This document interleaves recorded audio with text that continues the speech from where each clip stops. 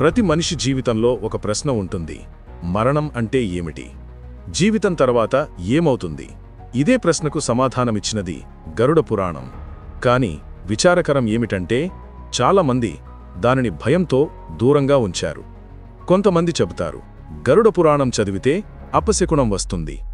మరికొందరంటారు, దాన్ని చదవడం మృతికి పిలుపు లాంటిది. కాని ఇది భక్తిని, భయంతో కలిపిన అపోహ మాత్రమే. దీని వెనుక ఉన్న సత్యం పూర్తిగా భిన్నం.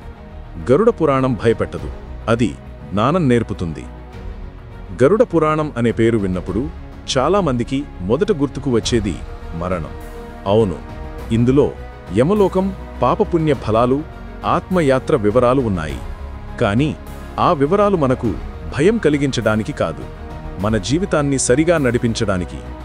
ఇది జీవితం మీద ఆలోచించమని చెబుతుంది. గరుడ పురాణం వాస్తవానికి శ్రీ మహావిష్ణువు మరియు గరుడుడి మధ్య సంభాషణ.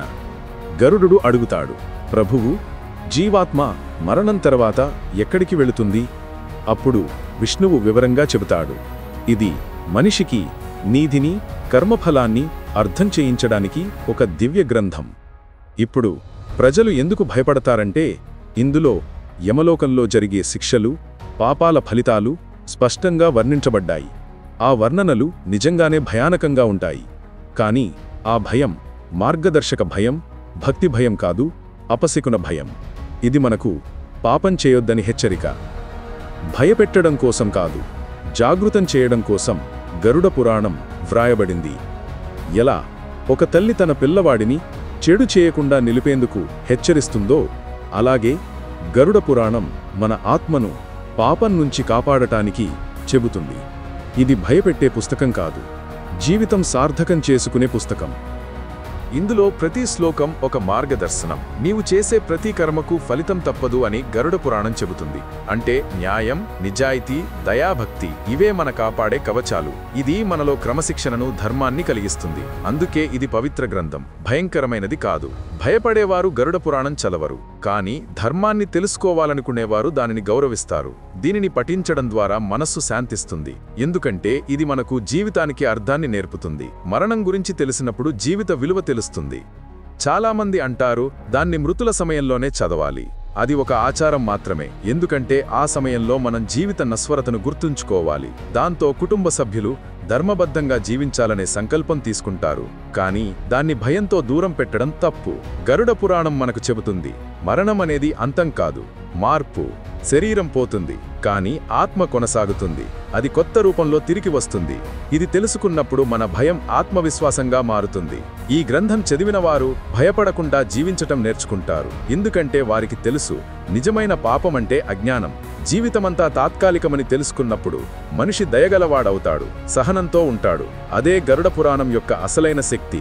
ఇందులో ఒక భాగం ప్రేతకాండ అని ఉంటుంది. అది ఆత్మ యొక్క యాత్రను వివరించుకుంటుంది. ఇది మనకు ఒక గొప్ప పాఠం చెబుతుంది.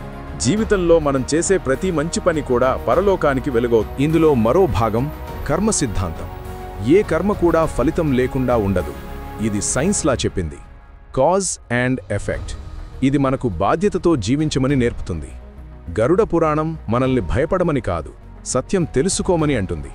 సత్యం ఎప్పుడూ భయంకరం కాదు, అది విముక్తి ఇస్తుంది. దీన్ని చదివిన వారు ధైర్యంగా జీవిస్తారు. ఒకవేళ ఎవరో భయపడ్డా అది మన అజ్ఞానానికి సంకేతం మాత్రమే. మనిషి తెలియని దానిని భయపడతాడు, కానీ తెలుసుకున్నప్పుడు అది భయాన్ని కాదు, భక్తిని పెంచుతుంది. భాగవతం మనకు భక్తిని నేర్పుతుంది, గీత మనకు కర్తవ్యాన్ని నేర్పుతుంది, మరియు గరుడ పురాణం మనకు బాధ్యతను నేర్పుతుంది. ఈ మూడూ కలిస్తే జీవితం సంపూర్ణమవుతుంది. అందుకే దీన్ని గౌరవంగా చూడాలి. మరణం అంటే అంతం కాదు, మార్గం మారడం మాత్రమే. గరుడ పురాణం ఈ సత్యాన్ని సులభంగా చెప్తుంది. ఇది భయాన్ని తొలగించి ధైర్యాన్ని నింపుతుంది.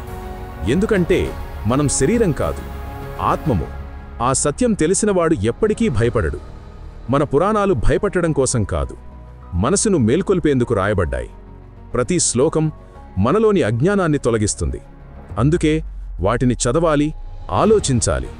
వాటిని భయపెట్టే గ్రంథాలుగా చూడకండి.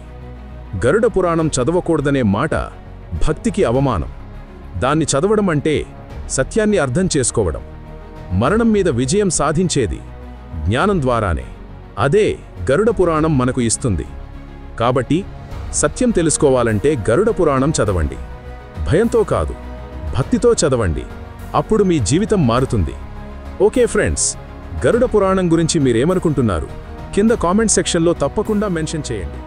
మీకు ఈ వీడియో నచ్చితే తప్పకుండా లైక్ చేయండి. మనసుకు హత్తుకునే వీడియోలు మన ఛానల్లో ప్రతిరోజు వస్తాయి. మన వీడియోలు మిస్ అవ్వకుండా ఉండాలి అంటే వెంటనే సబ్స్క్రైబ్ బటన్పై క్లిక్ చేసి పక్కనే ఉన్న బెల్ ఐకాన్ ప్రెస్ చేయండి. వీడియో పెట్టగానే మీకు నోటిఫికేషన్ వస్తుంది. ఈ వీడియోని మీ ఫ్రెండ్స్ అండ్ ఫ్యామిలీ మెంబర్స్కి షేర్ చేయండి. ఓకే ఫ్రెండ్స్, ఇంకో వీడియోతో మళ్ళీ కలుద్దాం. జై హింద్.